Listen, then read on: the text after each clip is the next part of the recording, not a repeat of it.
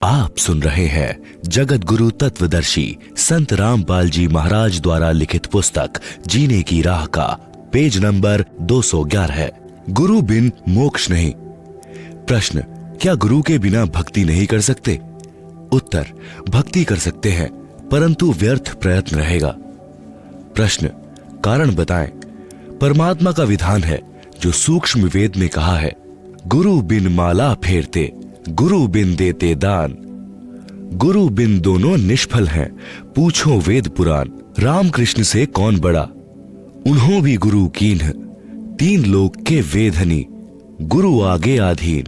रामकृष्ण बड़े तिन्हु पुर राजा, तिन गुरु बंद कीन्ह निज काजा। भावार्थ, गुरु धारण किए बिना यदि नाम जाप की माला फिराते हैं और दान देते हैं, वे दोनों व्यर्थ हैं। यदि आप जी को संदेह हो तो अपने वेदों तथा पुराणों में प्रमाण देखें। श्रीमद् भगवद गीता चारों वेदों का सारांश है। गीता अध्याय 2 श्लोक 7 में अर्जुन ने कहा कि हे श्री कृष्ण, मैं आपका शिष्य हूँ, आपकी शरण में हूँ।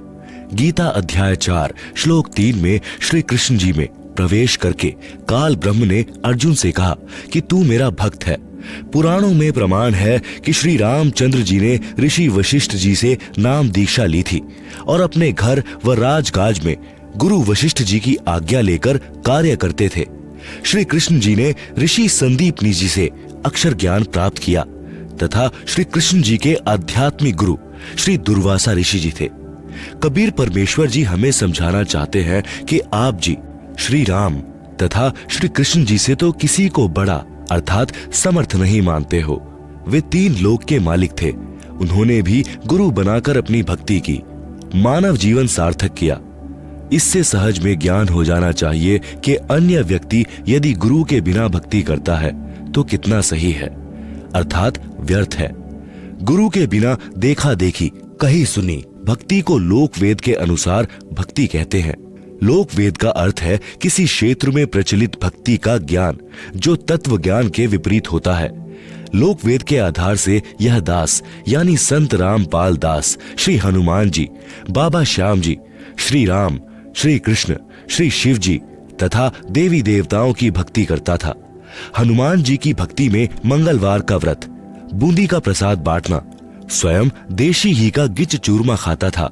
बाबा हनुमान को डालडा वनस्पति घी से बनी बूंदी का भोग लगाता था। हरे राम हरे कृष्ण, कृष्ण कृष्ण हरे हरे का मंत्र जाप करता था। किसी ने बता दिया कि ओम नाम सबसे बड़ा, इससे बड़ा न कोई।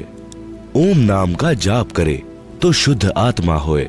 आप सुन रहे हैं जगत गुरु तत्वदर्शी संत रामपाल जी महाराज द्वारा लिखित पुस्तक जीने की राह का पेज नंबर 212 है। इस कारण से ओम नाम का जाप शुरू कर दिया। ओम नमो शिवाय यह शिव का मंत्र जाप करता था। ओम भगवते वासुदेवाय नमः यह विष्णु जी का जाप करता था। तीर्थों पर जाना, दान करना, वहां स्नान करना, यह भी लोक वेद के आधार से करने जाता था। जैसे घर में सुख होते थे तो मैं मानता था कि ये सब मेरी उपरोक्त भक्ति के कारण हो रहे हैं। जैसे कक्षा में पास होना, विवाह होना, पुत्र तथा पुत्रियों का जन्म होना, नौकरी लगना, ये सर्व सुख उपरोक्त साधना से ही मानता था। कबीर परमेश्वर जी ने सूक्ष्म वेद में कहा है, पीछे लाग गया जाऊं था मैं लोक वेद के साथ, रास्ते में सतगुरु मिले दीपक दीन्हा हाथ। भावार्थ है कि साधक लोक वेद अर्थात दंत कथा के आधार से भक्ति कर रहा था। उस शास्त्र विरुद्ध साधना के मार्ग पर चल रहा था। रास्ते में अर्थात भक्ति मार्ग में एक दिन तत्वदर्शी संत मिल गए। उन्होंने शास्त्र विधि अनुसार शास्त्र प्रमाणित साधना रूपी दीपक दे दिया, अर्थात सत्य शास्त्रानुकूल साधना का ज्ञान कराया तो जीवन नष्ट होने से बच गया। सद्गुरु द्वारा बताए तत्व ज्ञान की रोशनी में पता चला कि मैं गलत भक्ति कर रहा था। श्रीमद् भगवद गीता अध्याय 16 श्लोक 23-24 में कहा है कि शास्त्र विधि को त्याग कर जो साधक मनमाना आचरण करते हैं उनको न तो सुख होता है, न सिद्धि प्राप्त होती है और न ही गति अर्थात मोक्ष की प्राप्ति होती है, अर्थात व्यर्थ साधना है। फिर गीता अध्याय 16 श्लोक 24 में कहा है कि अर्जुन, इससे तेरे लिए कर्तव्य और अकर्तव्य की व्यवस्था में शास्त्र ही प्रमाण है।